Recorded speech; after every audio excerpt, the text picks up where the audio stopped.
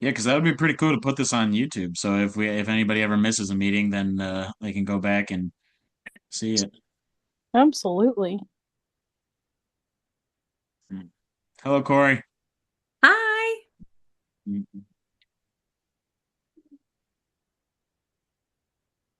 How's everyone doing? Did anyone else get fresh snow? I got 2 inches here in Heartland. Yeah. 4? 4. Oh boy. Nice. I don't. I can't. I lost track now, so I Yeah, don't there's a even lot know of up snow. here. It's a lot. Yeah. Hello, hello. Hi, Stephen. Welcome. Thank you.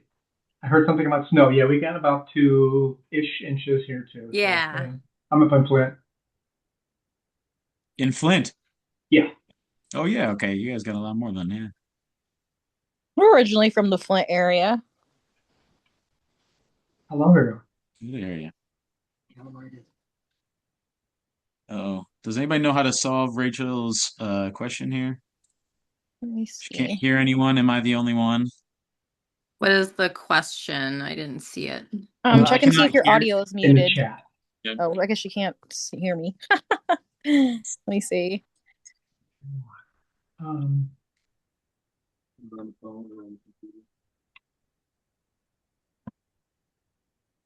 whoop. Oh, she got it.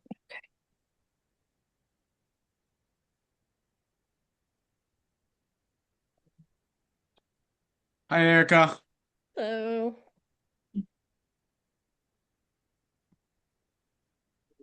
No, so I'm good.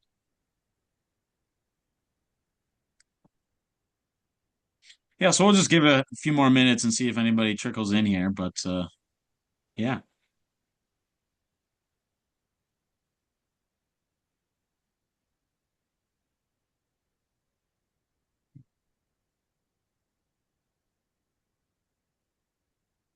Hi, Janet.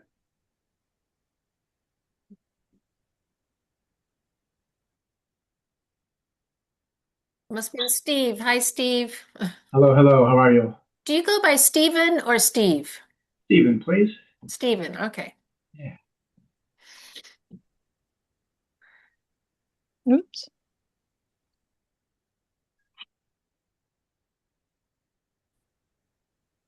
Steven and I had a little bit of a Zoom meeting a couple weeks ago regarding what was it regarding? It was just a general meet of a few people who had responded to some response I had left on somebody's post. It was a nice meeting. It didn't go anywhere, but as far as clarity and commitment, just It was a brief introduction. I think there was 5 or 6 of us to see interest in that we were going to kind of follow up with any information that we found that might be interesting for the group, but the group's not gotten back together. I've kept in contact with a couple of people from the group, but um, I'm really interested about what today's going to bring. So Yeah, yeah. Well, probably won't have many outcomes today. I think it's more of an introductory meeting too, and mhm. yeah, just taking a temperature check on where everybody's at with intentional communities and who wants to know more and learning from each other and introducing each other. So yeah, fairly informal today because unfortunately I've been incredibly busy the last few weeks. We're planning a protest in Lansing for the 16th for all the data centers. So anybody who wants to be there for mm, that, that'll be a interesting one. yeah. we'll Yeah, stay in I'm going to unfortunately. chat. be in Idaho, so can't come. Oh. You said the 16th? 16th, yep. It's not Tuesday. public knowledge yet, but it will be tomorrow. So, Mhm. okay, well, I think we could probably just get going with some introductions here. Let's do, how about, yeah, just introduce yourself, where you're from, and what your general interest is in eco villages and intentional communities. How about? So, yeah, Jeanette, you want to lead us off here? I'll just go from my how I see everybody here. Okay.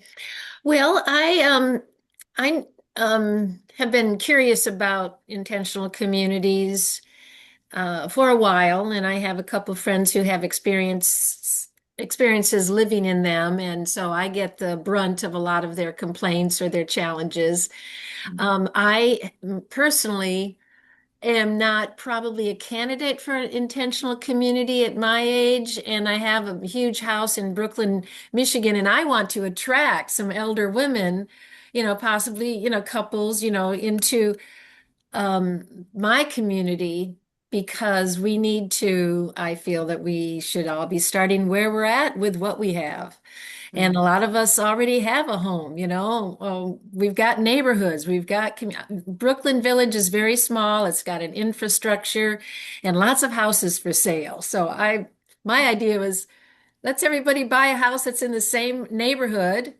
And it's the same as, going to buy, well, almost the same, 10 acres in a rural wooded, prairie or wherever.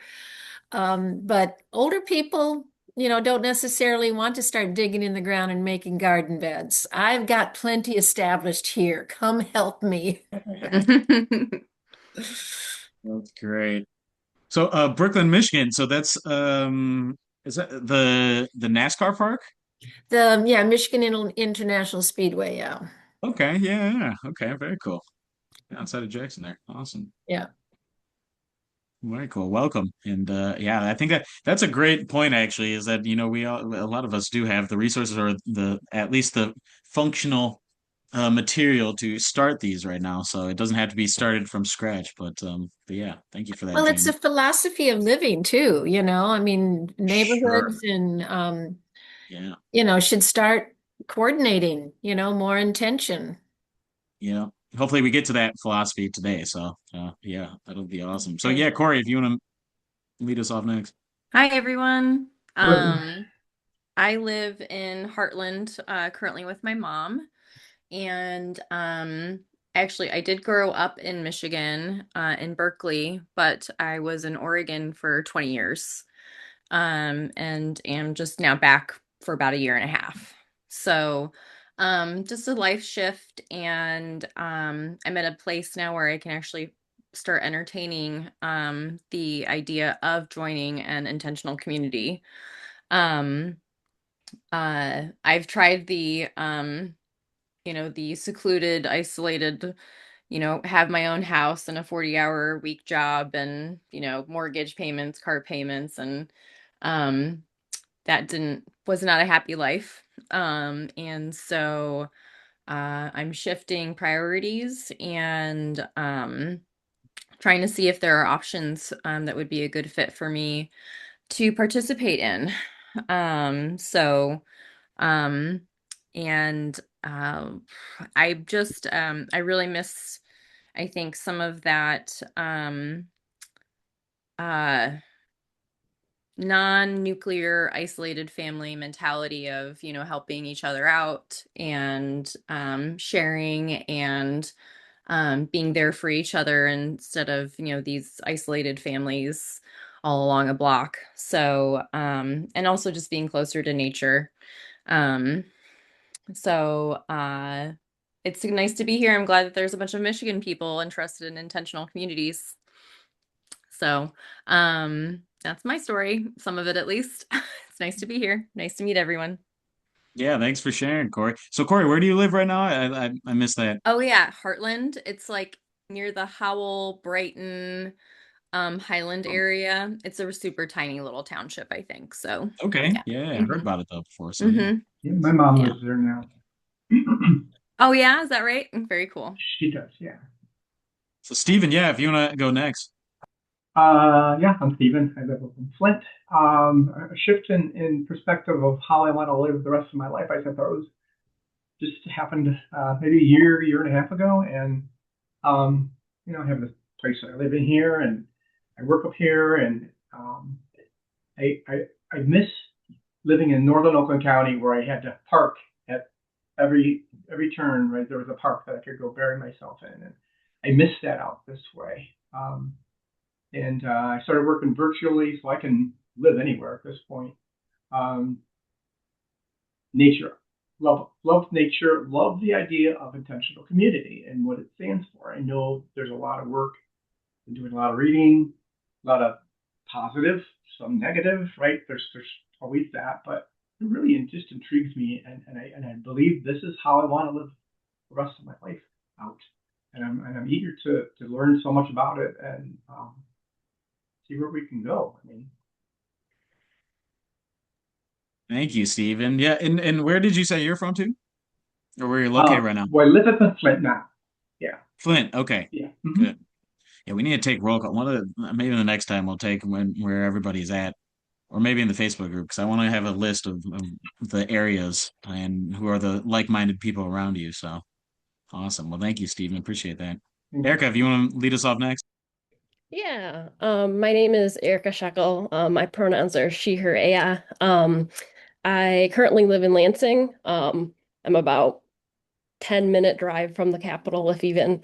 I was actually born and raised in Howell, Michigan, which is right by Heartland. So the Howell Highlanders would play the, Heartland and football. So I'm familiar with that area. My parents were from Brighton, so yeah, that's kind of where I grew up. And then I went to Michigan State for college. And Michigan State's in East Lansing, and Oh, green. I haven't gone very far since, so I'm only over in Lansing. And when I went to MSU, I lived in the student co-ops for 2 or 3 years. Michigan State has like 13 or 15 different student co-ops, ranging from 5-person houses to, I think the largest is 29. I lived in a 21-person house for a year and then a couple of years in a 19-person house. And so that was a lot of fun. Some folks were there for the intentional community aspect. Some were just wanted to just party. Some wanted it just because it was a lot cheaper than, renting being a 1 or 2-person renting an apartment kind of thing. Um, but yeah, so that was kind of my first introduction to intentional communities. Um, and I've kind of had a renewed interest in cooperatives and intentional communities in the last year or so. I've done a lot of research on like tiny houses and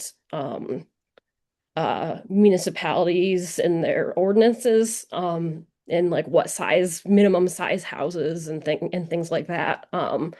I think I shared like a spreadsheet that I've been working on of trying to find different communities in Michigan that allow tiny houses. Um, and yeah, so I've been increasingly kind of interested in that, particularly in the last year. I do communications work in politics, advocacy. I worked for the Michigan Senate Democrats. I worked for Planned Parenthood. And now I've been out of a job since February, so I'm kind of like in an inflection point a little bit, being like, okay, like where do I want to like live? What do I want to do for work? Probably most likely remote work. And so I'm just kind of, I own my own house, but I'm, yeah, just kind of searching for community of like-minded people and trying to figure out what direction I want to take things in. But yeah, so it's a little bit about me. Yeah, so cool, Erica. So when did you go to Michigan State? When to when? 2009 to 2013. Oh, wait, okay. And which co-op were you in? I lived in Bowie, it was Ellsworth House. It has 2 names. So I lived in Bowie House for a year, and then I lived in House of Apollo when it used to be Avalon, and then it was recolonized as House of Yeah. Apollo. Okay, very cool. Yeah, I was there during those same times. So yeah, Really? I've heard of those co-ops, and I thought it was so cool the concept of a co-op back then. For my Hmm. impression of it, it was mostly just a cost-effective way of living for a lot of Hmm. the students. Yeah. It's a Hmm. big reason to have an intentional community in the first place. But Yeah. Hmm. very Yeah, I think our rent was usually around like 400, like maybe $500 a month versus like I was the finance officer when I lived in Apollo, so I did like, everyone's rent and figuring out, okay, if we're gonna buy milk and eggs and bread for, and pool our money together for that, how much is it gonna cost? And, that kind of thing. So well. it If was you have an definitely, IC, I want to recruit you because that's one thing I definitely I can't love do. spreadsheets. I love spreadsheets. And numbers. That's the best thing about these ICs is, yeah, you will fit, all of your, what's it, shortcomings, I guess, Hmm. because a lot of people are great at things that you definitely aren't. So I love that. And Erica, let's talk soon too, and try to come to the protest if you want, because we're Yeah. working with a lot of the Senate Dems who are going to come speak on the 16th there. So Okay. Yeah. yeah, we'll talk to you more about that. And of course, the Howell data center that's going in. I don't know how close that is to you, but yeah, that's Yeah, a it's one township over from my parents. My parents are in Marion Township, and I think it's like, I don't know if it's Genoa Township or which one it's going in. I yeah, don't and I think it's a relatively new one, which means that they don't have many resources to fight it yet. But we've been remember. helping people. But we'll talk about that too here. But yeah, let's lead off and go CJ here. So CJ's been working on a lot of cool things. CJ, I know that's not your background because I know your shed there, and it's got to be pretty cold. But that's a pretty cool background, though. Oh, I'm up in Boyne City. Um, Yeah. yeah, it's like 17 degrees down there in the pole barn. So, um, so you're doing introductions? Is that the deal? Sorry, I Yeah, came in a sorry, little you late. came in late. Yeah, just introduce yourself, where you're at, and then why you're interested in intentional communities. And so for you, I feel just tell us about your project. So Okay, well, a little bit of background. I earned degrees in earth sciences, environmental sciences. I've been a troublemaker for 45 years. I helped write the mechanical section of the first Sustainable Design Resource Guide for the American Institute of Architects. In the early 1990s, I helped develop the first Built Green program with the Home Builders Association of Metro Denver. Skipping ahead, I after 2008, I had to reinvent myself, moved to Pagosa Springs, got a job with a nonprofit, and worked with the USDA Rural Development Self-Help Build Program. And I built a dozen houses down there, applying all the Built Green stuff. We got 5-star E-star ratings. Built 4 SIPs, structural insulated panel homes in Cortez, Colorado. Anyway, moving ahead, I'm the founder and facilitator of the Eco Village Co-op in Mansalona. We have 10 acres. I've enlisted help from the University of Michigan. We've got attorneys online. We're going to be putting in our special use permit. I'm advocating for co-housing, which is a little bit different than the cluster cottage homes and the individual residencies. It lends itself more. I could show a bar curve that when you're in college and starting out, roommates are no big deal. And a lot of people will rent a house because that's nicer than sharing an apartment. And the more people, the more ways you can split things up, the better. So I'm bringing that. We'll with 10 acres, with Michigan sectioning laws in place, we can have 10 households, basically one per acre. So we're going to have a fourplex and a sixplex, deploying all state-of-the-art super efficiency construction, R40 walls, R60 ceilings, SIPS construction that we'll be able to micro manufacture on site. We have a 1,500 square foot pole barn. We've got electricity.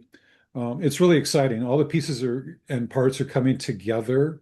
We're at 50% membership, so we've got 5 dedicated people. We need 5 more. It's going to fill up fast. I do digital marketing. I haven't even started marketing yet, because it's just been manifesting. It's destiny. There are so many people. I know every one of you people here, we've all had this idea bouncing around in our heads, and being able to materialize it, manifest it, it's difficult. I'm at a stage of my life. I'll be at level 70 next year, and I'm tired of just watching everybody spin their wheels and what have you. So I've tried to seize the initiative and be a facilitator and be a leader and get it going, because I know it's going to go viral once we do the documentation and show everybody this is how it's done. That's what they need. This is how you do it. It's I'm lucky. I've got all the skill sets and the experience to pull it together, and met Mitch and his brother. And anyway, thank you for letting me introduce myself and blab a little bit. Um, I can tell looking at the faces that we're all very much like-minded, and peace and love.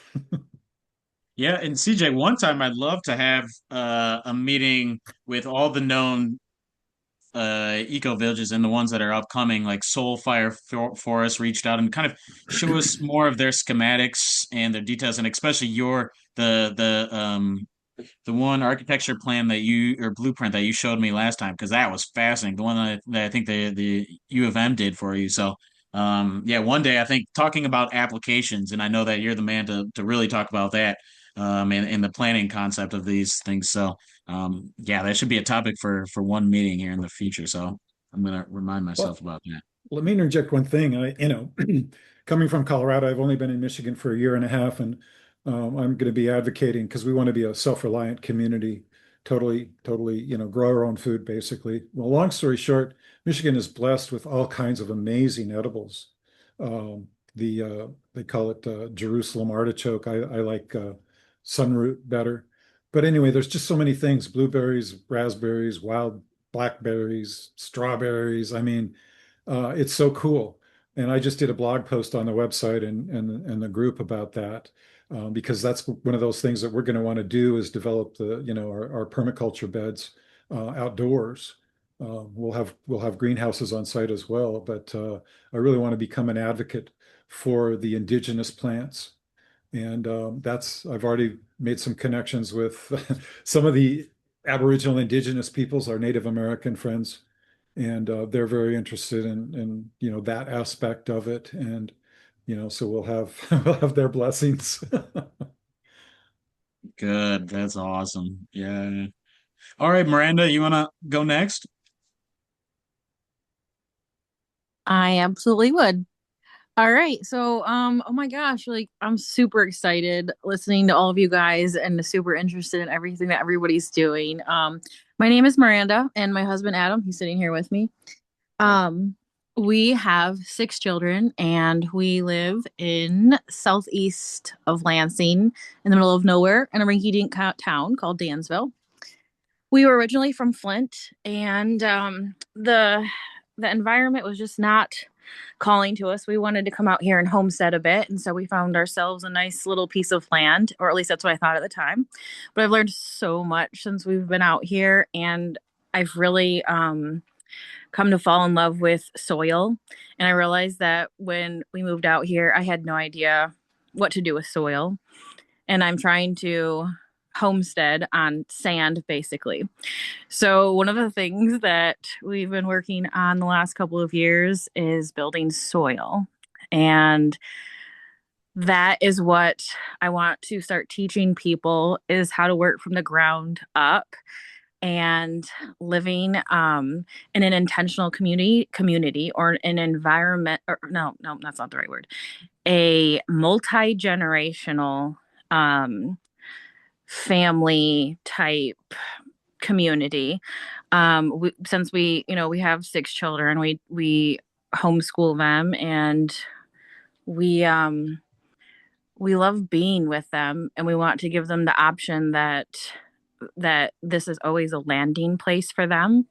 And we know that, with 6 kids, that can add up to a lot of people very quickly, which opened my eyes to the intentional communities and homesteads and those types of things. I'm here to learn. Like, I want to learn what you guys know. I want to learn how these things work. I've gotten 3 of the books already that Mitch suggested, and we've started reading those. I'm fascinated with how, like, over time in history, how people can live together in, tribes and in these small groups. And the book's titles, he does have a list of them with their cover photos in the group. There's a whole post on them. Yeah. So, and I got them on Thrift Books. So if you guys want to get them for much cheaper on Thrift Books, most of them were on there for super inexpensive. But yeah, that's what I want to learn, if like this is like, a direction that, I want to go, or, taking what I can and learn from that and then turning it into my own thing. And then also teaching people. I came from the city. I didn't know any of the stuff that I knew now. And so many people have reached out to me, teach me how to do this stuff, teach me how to, grow my food from seeds, teach me how to can. We grow our own chickens here. We do about 300 chickens a year. We butcher them on site. They want to learn how to do these things. The people are demanding, they want to know how to do this stuff. And I see, like, even starting right now, community between people online, even, like, I'm building my community right now with people that don't necessarily live with me right now, but that could be an option in the future. So yeah, that's about where I'm at, and I'm here to learn. I'm here also. Yeah, he's here. Awesome. Well, aren't we That's all? great. Yeah. Yeah, and I think we all have something to learn from each other too. So that's especially how to raise your chickens, because I can't believe you have 300 of them. I know that Yeah, we're gonna start here with 10, but I couldn't even imagine having yeah. 10 times that.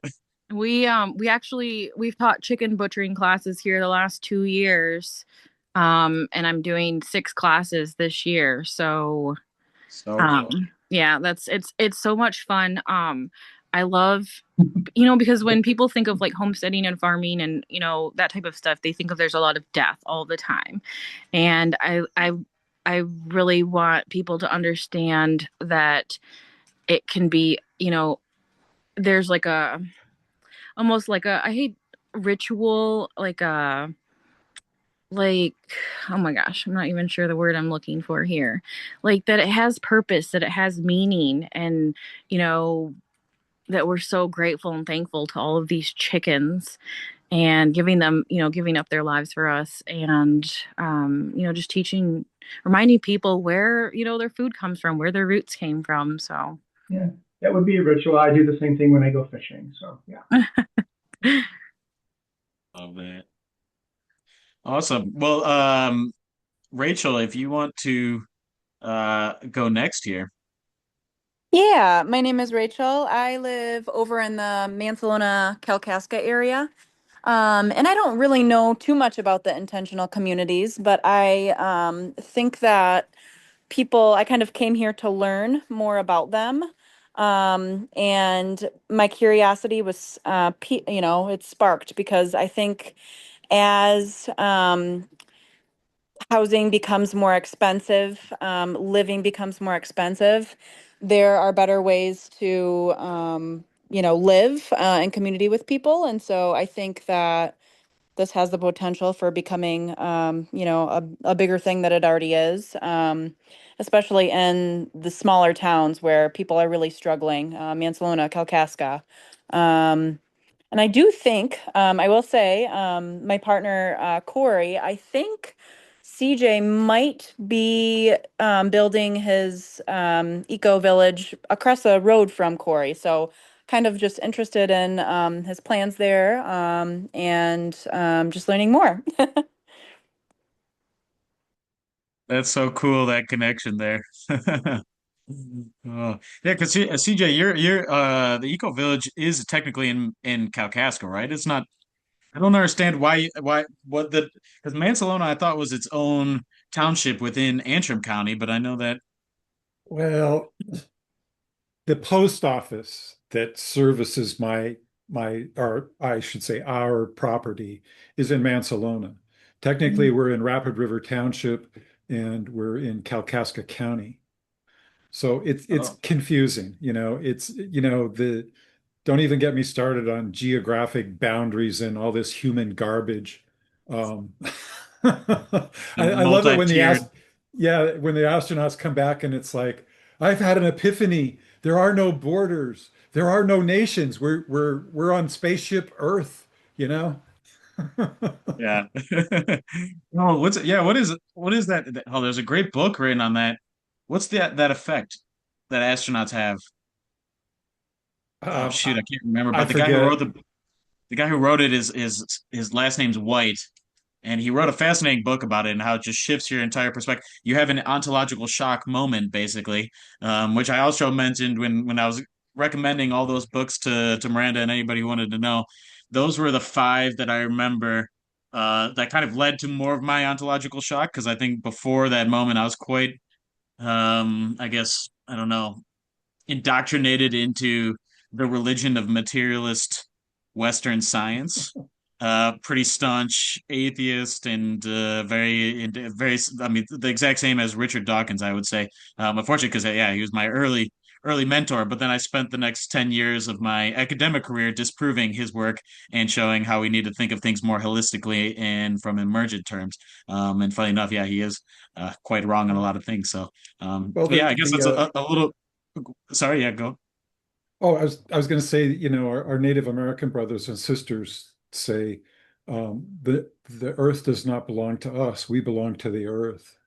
And we're all earthlings, so until we get that level of consciousness that I'm an earthling first, and then maybe I'm a North American, and then I live, near um, I'm in the land of Gitchigumi. Yeah, yeah. Well, Uh-huh. it's so great that you're talking about that because I mean you're basically mentioning how to build identity structures, and whenever we're talking about identity, whenever we're talking about meaning, purpose, we're always indirectly, whether we realize it or not, talking about spirituality. And the common thread between every spiritual tradition is something called ego extension, where you're literally beginning to learn how to see yourself as something above yourself in different terms above yourself and you go to any spiritual tradition, that's exactly what you're building a multi-leveled sense of selfhood, basically. So we'll Well, talk and a and bit about and that. words matter. I mean, navigating this labyrinth with getting special use permits and pushing the envelope with co-housing and co-ops and everything. Um, Sorry to tell you, but don't use tiny home, use cottage home. Don't call it affordable housing, call it attainable housing because people make associations. And I've been learning along the way. Tiny houses are associated with after post uh, Civil War, and that's what, rather than calling them shacks and sheds, the African American people lived in tiny homes. That was a nice terminology, okay? So that's why we should kick it up to cottage homes because who wouldn't want to live in a cottage, right? And then of course affordable housing, everybody goes Section 8. Well, we're not building Section 8 housing. We're building intentional communities that are self-sufficient and vibrant and intellectual, you know? I love that. I want to live in the tiny home in your background there too, wherever that is at. So It's it's a background, but I've been collecting stuff, design ideas and everything for cottage homes for a couple of years now. So I've got a plethora of stuff. cool, cool. But yeah, I guess a brief intro on me. I'm Mitch. I grew up in Grand Rapids. Went to Michigan State as well, and I was studying business, but it didn't feel for the first year, I guess, and but it didn't feel basically spiritually meaningful to me. So I really grew fondness for neuroscience and psychology, which is funny because growing up, I had no predilection towards science whatsoever. Didn't care for it at all. And so yeah, I switched my majors to neuroscience and it kind of just felt right. And then I fell in love with evolutionary biology because I took a course on social psychology. And I come from a very conservative area in Grand Rapids. If you know the DeVosses and Van Andels, they control what's taught in the schools there. So of course evolution was never taught in the schools. So it was really cool to finally have an introduction into evolutionary biology when I got to college. And I was like, whoa, this makes so much more sense of everything I didn't understand anything before, and the evolutionary lens, yeah, was super helpful for a lot of things. So yeah, I became really interested in evolutionary biology. So I went to go do my master's in London. I wanted to also travel, and I think it was also about the time when Trump was elected the first time, and so I realized, yeah, I kind of want to get out of the United States. 2014 was that or 2016? I can't remember when that was, but yeah, one of those dates. And so, yeah, I did my master's in history and philosophy of science, but I specialized in evolutionary biology, history and philosophy of biology, basically, which is really cool because that's like the open concept way to think about biology and ecology and evolution. And we were allowed to think about things in emergent, holistic terms and just completely be crazy and not think about it in scientific terms, which was really cool to be in that kind of environment. So yeah, I did that for my master's, and then I went to go do my PhD at the Universidad de Valencia in Spain, mostly because I wanted sun. And so I did my PhD in evolutionary biology and ecology and biodiversity. But then, yeah, it was I did it in history and philosophy perspective of evolutionary theory. Um, and so then I did it in Valencia and Cambridge. But during the whole time that I was doing it, I was actually traveling around the world and performing my research and writing my thesis in many different societies, cultures all over the world. Mostly because I learned that I could save money by actually traveling and living in other countries. But yeah, so serendipity caught up to me, and I just started living in a bunch of hippie communities, which are usually placed around quite strong, energetical places that are held and maintained by indigenous communities. So lived in Mexico, in Guatemala, in Peru, in India, in Egypt. Amongst the Bedouin, who are fascinating people, by the way, because they're indigenous, but their own desert indigeneity is really fascinating. But yeah, so I think during when I was doing my PhD and I was traveling and living in these communities while also studying evolutionary biology and ecology, I was beginning to see a lot of similarities between where we're heading in science and what I was learning in these indigenous communities. So essentially, I wrote my thesis on something called multi-level selection theory, which is kind of the new collaborative way that we think about evolution. It's not so Darwinian in the sense that it's not about individual selection. It's not very materialism looking at it from a very reductive standpoint. It's more about a collaborative understanding of symbiosis and how interrelated species really work together, which is a fascinating new theory. Yeah, just it can explain so much, and it has so many applications across the sciences and the social sciences, political sciences. So after that, I started working with a guy called David Sloan Wilson. So he was the progenitor of MLS theory. He's essentially the David Sloan or the Darwin of our time today. So it's really cool to work with him. But he's really cool because he has connections throughout the whole academic landscape. But he started working with Eleanor Ostrom. So does anybody here know Eleanor Ostrom? I love raising this hand because nobody does. It's fascinating to me. So she was the first woman to win the Nobel Prize in economics in 2008. But funny enough, she was a political scientist. And also, funny enough, she gathered a lot of her ideas from studying indigenous cultures in northern Canada here because she lived amongst the Cree people during the summer months. And so she won the Nobel Prize because she effectively solved what's known as the tragedy of the commons issue. So how can we build social systems that don't overexploit their resources, basically? And she came up with something called the core design principles, which is basically a checklist of 8 principles that every good social group or organization has, from a sports team to a corporation to a society. So just myriad applications everywhere. And when we're talking about founding societies, this is kind of community science 101.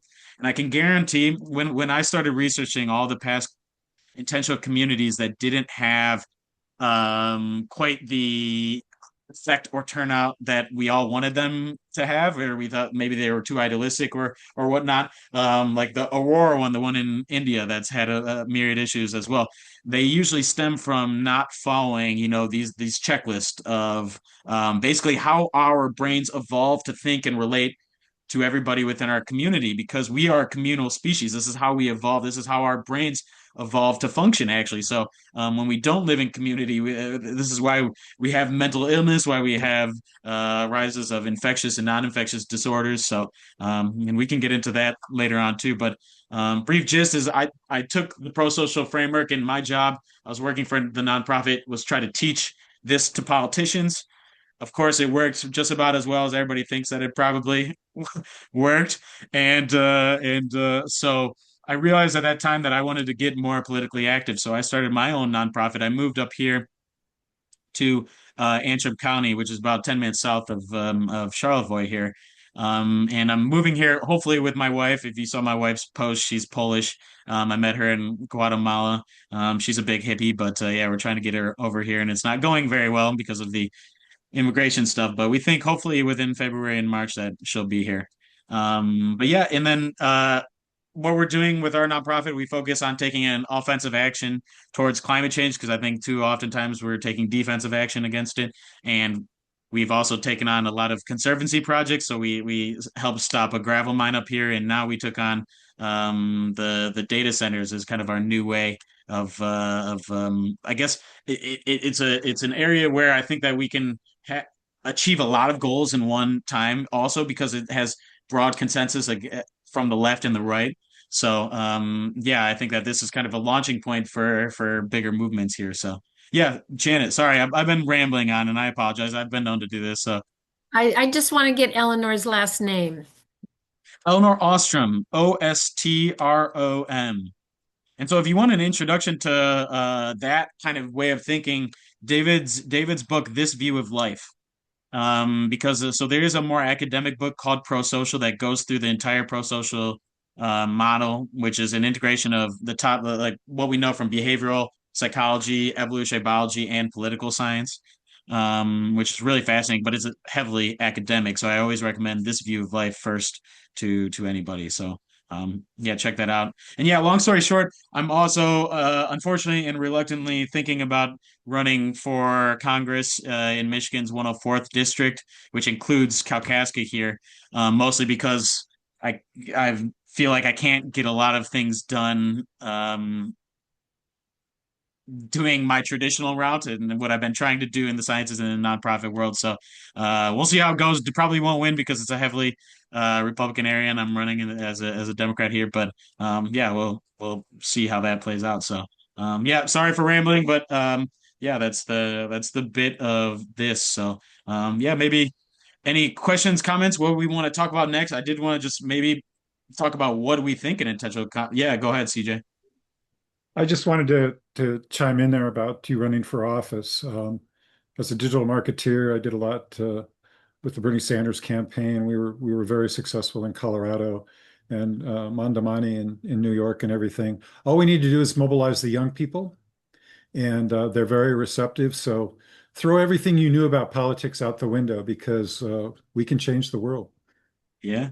Well, that's actually the goal. And I had a very long conversation with the head of the Michigan Democratic Party yesterday.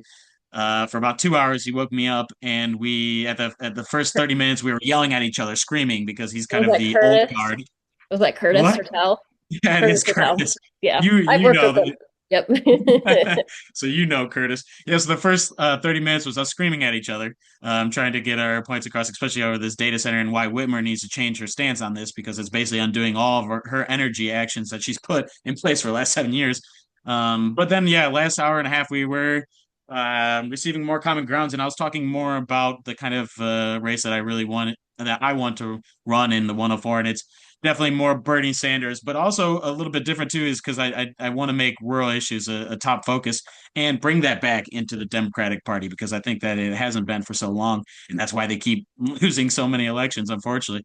But yeah, we can talk about that later on in the future. But yeah, and Rachel is part of the Kalkaska group here, the No Data Center group, which is a very strong action group. And so, yeah, I think that, yeah, we'll be working together on many things here, hopefully coming up. But yeah, this is a good start. So protest, December 16th, if anybody wants to be there. So yeah, we have a pretty stellar lineup of speakers coming, but yeah, that's on that. So let's go back to intentional communities here. So maybe it's good to, yeah, CJ, go ahead. Can I wear my Portland frog outfit? You please, yes. And in fact, if you don't come with that, then I won't allow you. Even though I can't say no, I can't turn any away. But message me because I was going to go to the Cold Springs about the data center, but they canceled it because we were so effective the day before. So anyway, where is the Cold Springs one? I don't even know where Cold Springs is. No, it was just another town hall meeting, a township meeting related to the Kalkaska deal, but good. Yeah. And unfortunately, up here where we're all existing in Michigan, this is an emerging threat, but we're trying to fight this at the state level. And I think that we're at a moment right now where we can. Well, I mentioned I was a troublemaker. I got arrested in downtown Denver for hanging a Save the Whales banner for Greenpeace in the early 1980s. Yeah, I love that. I'm an eco-terrorist. Yeah. I love that. Yeah. So, Janet, please. Yeah, go ahead. Well, I just have a question which may direct the discussion around here because, I hear a lot of evolutionary work, from you, indigenous, ideas and respect. And I I have really been honoring and tapping into the love of earth. And Miranda talked about soil. In Brooklyn, I fell in love with the soil here, which is why I had to buy the house 6 years ago. But um, but what is really neat to hear, and I'd like to learn this about each of you, is where are your indigenous roots from? I'm Lithuanian. My maternal side of the family came from Lithuania and landed in Grand Rapids. So that's where I was born and raised. But that that aspect and studying that has just brought so much more connection and love for the earth and the systems and the rhythms of the earth. And then this AI thing is coming along, and is anybody ever going to, in politics or government, talk about the evolutionary effect of AI on our brains? Young people need to know this stuff. Us old people, we're already, evolved to wherever. But well, anyways, I'll just get the ball rolling on those things. See if anybody has anything to say or And that's a great first start because I think that's so the spiritual element to connecting to ancestral ties is a basic formulation for building a community, and that's why it's very fascinating. Indigenous studies is now one thing that I've moved into in the groundwork of any good community and indigenous community that they place their ethics, their ontologies, which is their worldview, how they see the world, alongside their spiritual system. So it's one in all the same rather than it being more Western where it's all segregated. So, yeah, I'll give a more scientific answer in a second here, but I want to hear everybody else's thoughts on this first. where are your ancestors from, basically? Mine are Norwegian, but my best friend in high school was pure Lakota Cheyenne. So way back in 1972, when I was 15 years old, I went to the Pine Ridge Reservation, went through the Yuipi ceremony, and was adopted by the Lakota Nation. So I survived that. 2 years later, his brother gave me a pipe. So technically, I'm a Lakota pipe carrier, and it had a profound influence on my life. That's why I studied earth sciences and environmental sciences, and I've been a troublemaker ever since, fighting for the earth. I really want to do a talking stick ceremony for the solstice, but as the new kid in town, I don't have very many people, and not the best place out there on the property. It'll probably be 0 degrees, in a couple of weeks. This polar vortex is going to hang around. But if anybody's interested in that, hosting, I'll bring my medicine wheel and the pipe and the talking stick. And I love to do medicine bag ceremonies where it's basically we do guided meditations, smudges, all kinds of stuff. I teach about intention and how when you do things in a sacred manner on the red path, every stitch, every cut of the leather is a prayer or a blessing. And once you get good at it, it's easy, and you start doing everything that way with positive intention and love. I love that, CJ. I'm gonna have to put you in touch with a friend I just made yesterday, Seamus Norgard. So he's a professor up here, but he specializes in Celtic spirituality and runs a nonprofit, and they do a lot of ceremonies. And he's also a pipe carrier. And so yeah, he's a fascinating bloke. So I'm gonna put you in contact with him. So, but yeah, if anybody else wants to answer that question, please go ahead. I have roots. My grandmother came over from Scotland to Ellis Island early on, obviously. My other grandmother, paternal grandmother, came over from Czechoslovakia. So I've got some Czech roots, I've got some Scottish roots, and my grandfather on my mother's side was German. So his parents lived in Germany, but my grandpa was born here. So yeah, I would love to one day visit the homelands, plural. So we'll see how that turns out. But Genetically, I'm Norwegian. but that doesn't matter really. It's all in your heart. I could go next. I'm mostly Scottish. I'm Scottish on both sides, paternal and maternal. Lots of lines are Scottish. So I think I did it like a DNA test thing, and I'm 30% Scottish, and then some German, some English. I think I think the shekel line, I think the first shekel to come to North America was in the year 1650, which was before like Maryland was even like a colony or even a state. So the shekel line has been around for a long time. I tried following my maternal line because there's no particular reason why I should just follow the male line because why not? They're all important, you know.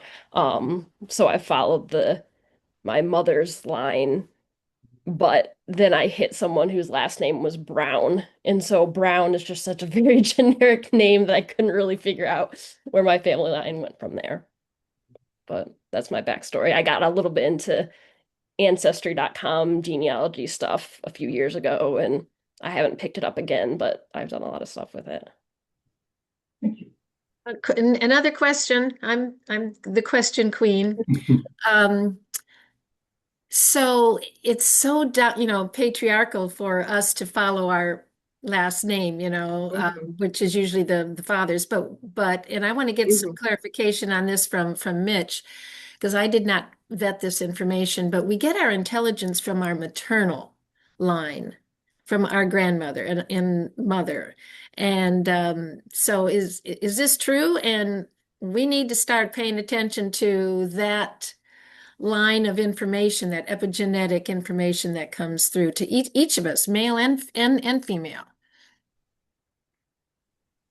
I would say biologically or genetically, it's probably not true, but I think culturally it could very well be true because most societies actually, this is the cool thing. And so now I've begun studying European indigeneity more. And I think one of the most fascinating scientific discoveries that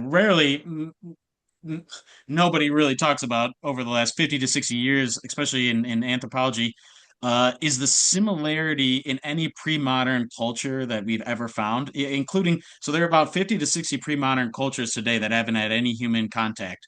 And then so we know from archaeology, anthropology, comparative religion too, that that there was almost a basic typeset of how humans evolved to live. And so one indigenous scholar calls it our evolutionary cultural heritage. And I'm writing a book calling it our natural culture. Because I think that there are very cool elements in most pre-modern societies that exist, that are kind of our evolutionary baseline and our default for existing. And when we stray away from that baseline, from that culture, that's when we see disease. That's when we get climate change. That's why we have mass shootings and all these psychological traumas and everything. Because funny enough, where's it? This book. So if anybody, I recommended this one to Miranda before, but Civilized to Death. This is one of the ones that led to ontological shock. It is, I would say, maybe quite negative because it is like almost a very hard shock for why modern Western reality isn't the thing that we think it is or that we were taught that it is. So it does sometimes push people to be like a drowning nihilist every once in a while. But if you do augment that and supplement it with good things too, there are other books I can recommend that will lift your spirits up more too after that. But basic gist of everything that I'm trying to get here is that yeah, we have a natural evolutionary culture for how we existed to be, and then we existing as a community structure. And the main elements of a good community and a pre-modern community are first that it was a matriarchal society, not a patriarchal society. Now that doesn't mean that matriarch or that women were the only leaders. Because every time they actually was quite adaptive. That depending on the social setting and ecological setting of the tribe at hand, they would rotate between like an egalitarian socio-political system and a more authoritarian system. So it was kind of an evolvable social system that depended on their settings and if they're at war with other tribes or if it was a time of like harsh winters or something relative to a time of relative abundance in summers. So it was actually quite amenable or flexible.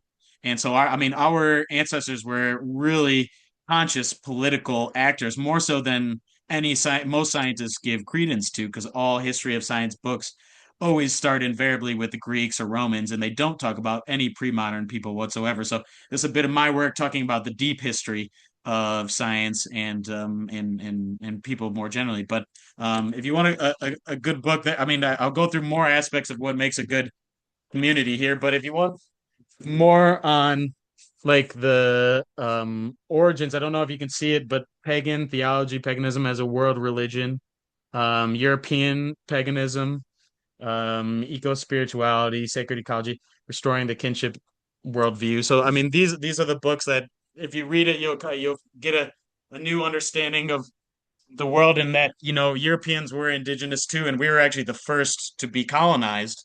And the hurt people hurt. We had what was called victim perpetrator syndrome, that just it was a cascade, and then we caused it to more people and more people. So we're basically trying to break that ancestral trauma today. So sorry again, I keep going on with these long answers, but I really love this stuff. So I'm glad to be with people who love learning and talking about this stuff. So thank you. I'll go next. I'm totally nerding out with you here.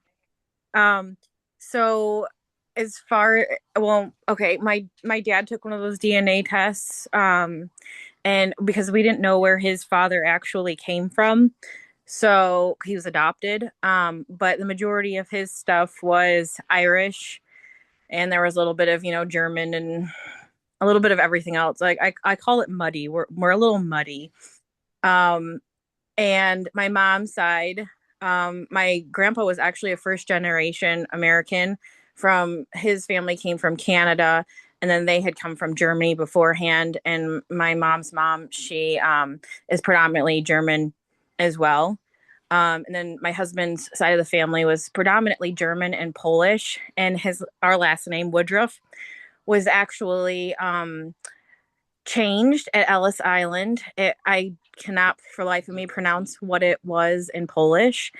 I will sadly butcher it. But what it translated as was of the rough woods. So I use that as my handle on social media because technically it's still my last name. And I thought that was a really interesting thing. But like everything else, um, a lot of our parents, or all of our parents, I say mine and my husband's parents, and their parents, were all very poor. They had a lot of abuse, a lot of alcohol. My family, just my parents were the first generation to break out of that cycle. And I've, done my part to continue breaking out of that cycle as well, which when I look back on it and I think of it from the perspective that I always felt like I didn't really have a place to belong because I kind of belonged to a little bit of everywhere. So that when I got a little bit older, and one of my COVID projects that I was working on when everybody was inside, was learning all sorts of different religions and cultures and stuff all over the world. Like I wanted to taste a little sample of everything and really dive into it and see what they practiced and how they did it and why they were doing it. And some of my favorite ones were paganism, and because it felt like balancing with the earth. And my naturopath, she does Chinese medicine, so I've learned a lot about that, and the Ayurveda. um one of her co-worker friends that she has in the group, she does a lot of that. And then what's the other one? Oh, I ran across so, what was it? Is it you pronounce it Janet or Jeanette? Janet. Janet. Okay. My middle name is Jeanette, and my mom took Janet because that was my grandmother's name, and she just added a T to it to it.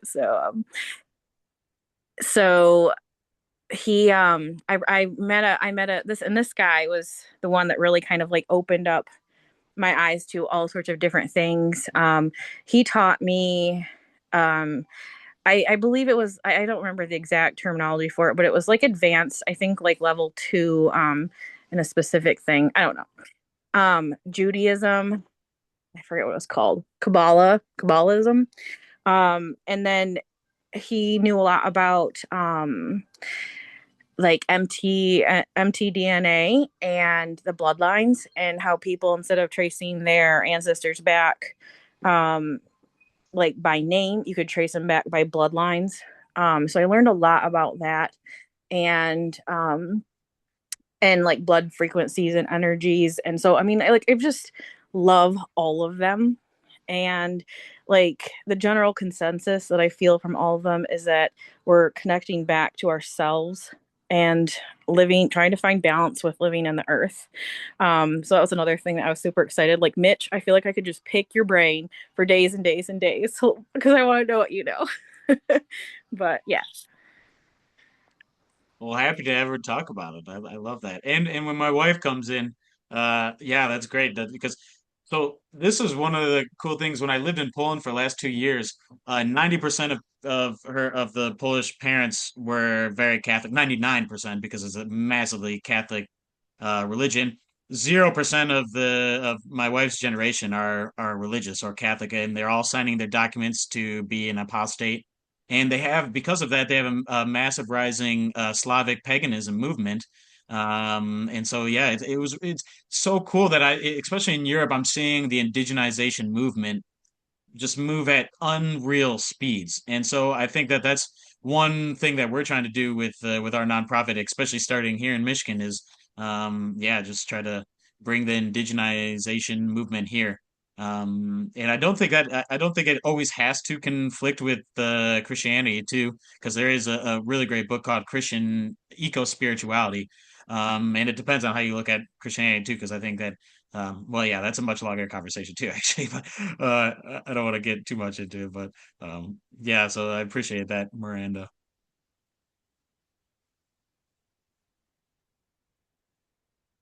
But yeah, any other goals we want to achieve for this first meeting, I guess, or things that we want to talk about, or um, sorry, I'm very poorly planned. I didn't really know how to run this first one. And by the way, Trust spirit. It will guide us. yeah, yeah. One thing I wanted to say too is that I don't want this to be like a top-down hierarchical system here. So like I want people to also if they want to lead a meeting and they have a topic that they really want to talk about, like CJ, I really would love you to run a meeting on specifically planning eco villages because I know you're a massive expert in that topic. So and then somebody else or yeah, I think it was Miranda talking about the more permaculture and livestock area of this as well. So um yeah, I want people to lead meetings if they are interested um too. So yeah.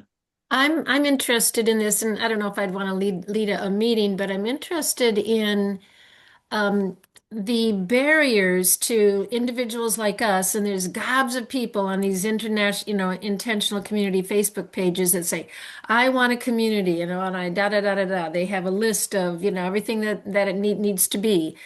Um, and to me, the groundwork, to changing our mindset to be comfortable in community. And what are those aspects?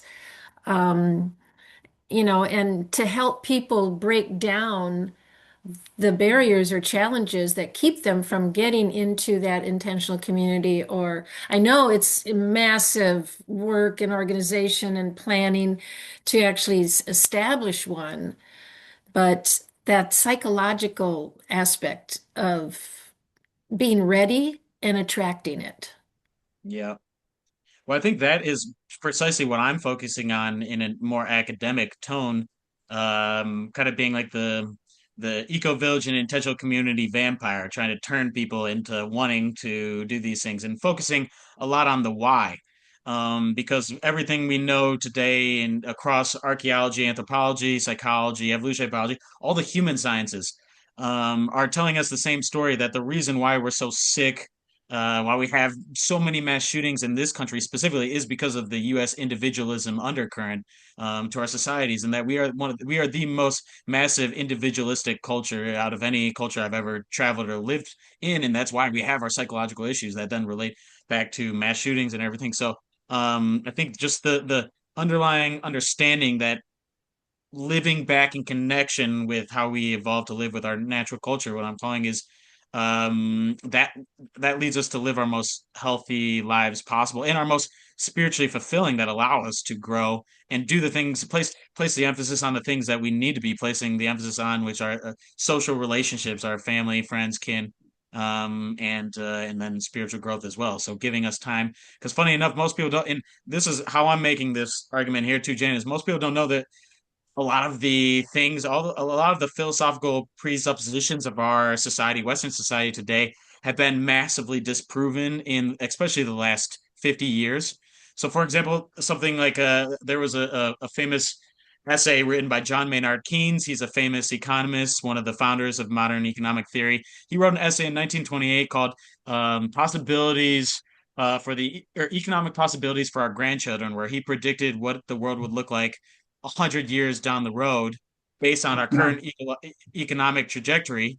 And of course, his projection was like, oh, the standard of life will be 4 to 8 times higher than it was today. Everybody will be free from the burden of work, and we'll have massive amounts of time and leisure on our hands.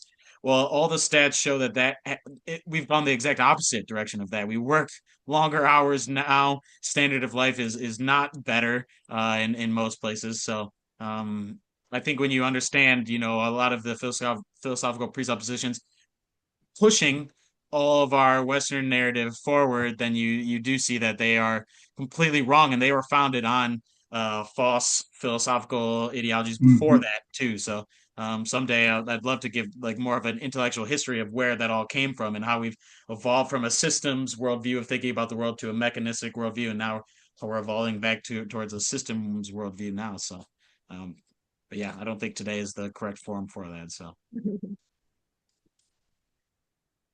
I mean, so where is the true starting point for all of this? This is all brand new to me, again, as much as I've read, which is probably only a fraction of what's out there. Where do we go from here? I mean, what's next? Do we discuss more of what we're looking for in common? Do we look for an area that we want to settle in? I mean, I really don't know where we go from here. Well, CJ, you want to take this because again, I think so. My role again is, like I said, just trying to turn people on to this idea and focusing on the why, but the how is I have absolutely no idea how to do that other than helping with the social aspects of creating something like this. So, Well, I love a lot of the terminology in the co-op legalese, if you please. It's a membership. It's ruled with sociocracy, which is true democracy. It's integrated into the economic system. The Eco-Village Co-op is a registered nonprofit corporation within the state of Michigan. So I mean, you have to be a master of interpolation. And what does this really mean? But after it's all said and done, at the end of the day, I was a deadhead. One of my handles is authentic Colorado cowboy hippie. I worked on a quarter horse ranch. I mended fences. My best friends were Native Americans. I moved from mending fences to being a horse handler because Mitch, who was my best friend in high school, who basically got me adopted to the Lakota Nation, his dad told me to always have sugar cubes in my pocket, but don't let anybody of the Washucho, the white people, see what you're doing. So I would go up to the horses and I'd talk to them and I'd give them sugar cubes, and they loved me. So I ultimately ended up getting the job rather than shoveling shit and what have you, of getting the horses out of the stables onto the trailers, legging them up at the horse races. This was Centennial, Colorado. They used to have a horse track in Littleton. Um, but anyway, that's how I did it. And the world works that way. Positive reinforcement, positive incentives. One of the things that I'm going to be marketing as we expand the whole eco village is, what if you could live somewhere where you actually got paid to live there? What if you could develop businesses and encourage, entrepreneurship so that collectively we can do it better, faster, and on a larger scale than if we did it all individually, like growing food, growing enough food for ourselves plus other people. There's so many great cash crops. I've been involved in the cannabis industry in Colorado. I helped get it legalized. I worked for an organization called LEAP, Law Enforcement Against Prohibition. I called police chiefs all over the state of Colorado and said, "What do you waste the most time, resources, and efforts on that damages the community the most?" And they didn't have to think long. It was marijuana enforcement. Well, there you go. So it's we have so many things in common, but yeah, you mentioned, the rugged individualism. Well, I brought up, cowboy and blah, blah, blah. I mean, that's the epitome of rugged individualism, but it's also the epitome of how we've been brainwashed, how we've been indoctrinated and assimilated into this, very competitive economic and political system of nothing but winners and losers, and you've got to talk through that. Communication is critical.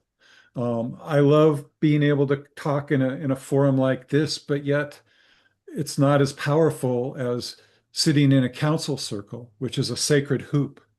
Because in the circle, when we come together that way, no one sits in front of you, no one sits behind you, no one is above you, and no one is below you.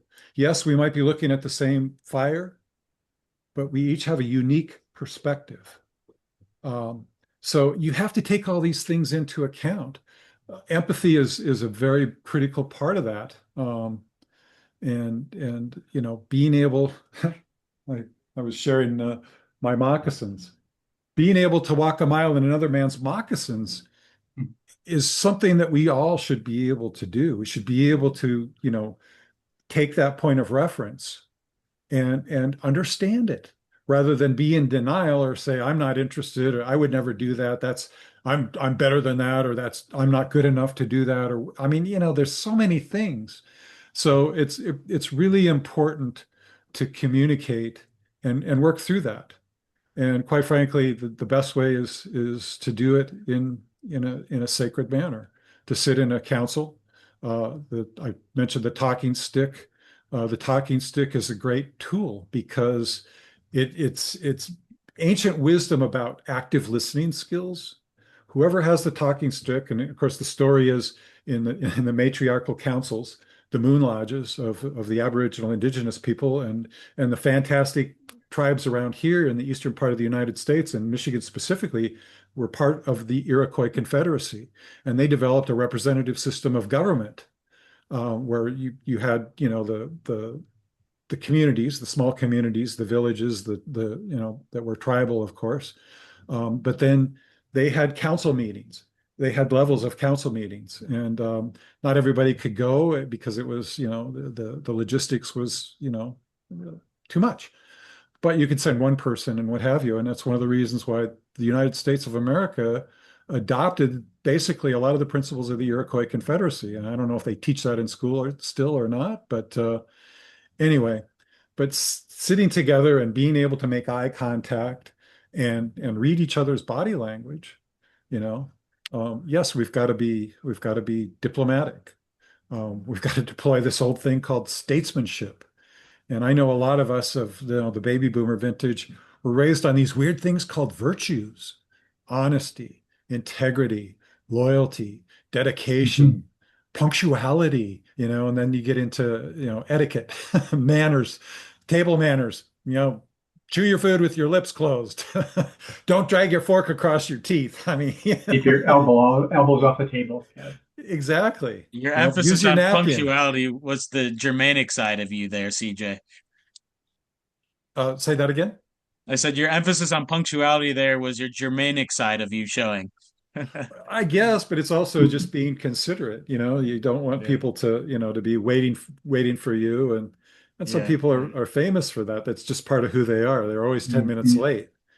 And then, Yeah. there's a lot of people that are 10 minutes early. So Yeah. it all works out. Again, it's that, being able to see a different point of reference, a different Yeah. perspective, and acknowledge that we although we can be looking at the same thing, we're all going to have a different view. Oh yeah, It's and Oh, something different to bring to the community too. That's the diversity. That's what our community really needs, and that's why we thrive under the community because it makes us something called evolvable is the scientific term. But Well, unfortunately, I do have to go because I do have another meeting here. But yeah, feel free to reach out if anybody has any questions or anything else. We will be hosting these every month, Sunday, the first Sunday of every month, probably same time. So yeah, stay tuned there. And if you guys want to stay for longer too, I know this is Miranda's Zoom, so yeah, feel free to ask her and everything. But yeah, I gotta get going here. I So I was going to great invite questions. everybody to come to our weekly meeting on Thursdays, 9 o'clock, Eco Village Co-op Facebook group. If Cool. you'd like to join us, because we're getting into the nitty-gritties about the architectural stuff, the zoning and planning, the legal aspects, all that good stuff, because we're moving right along. So if you're interested in that, you're Yeah, we're open going to share it on invitation. on our page then, right? Or Yeah. please. I'll share it. Yeah. Great, great. Cool. Well, nice to meet everybody, and You too, yeah, Nick. such a Thank you. pleasure. Great first meeting, and so happy to get to know you even more here. So yeah, yeah, likewise. thank you guys. Stay warm, Sure. everybody. Yeah, we need it now.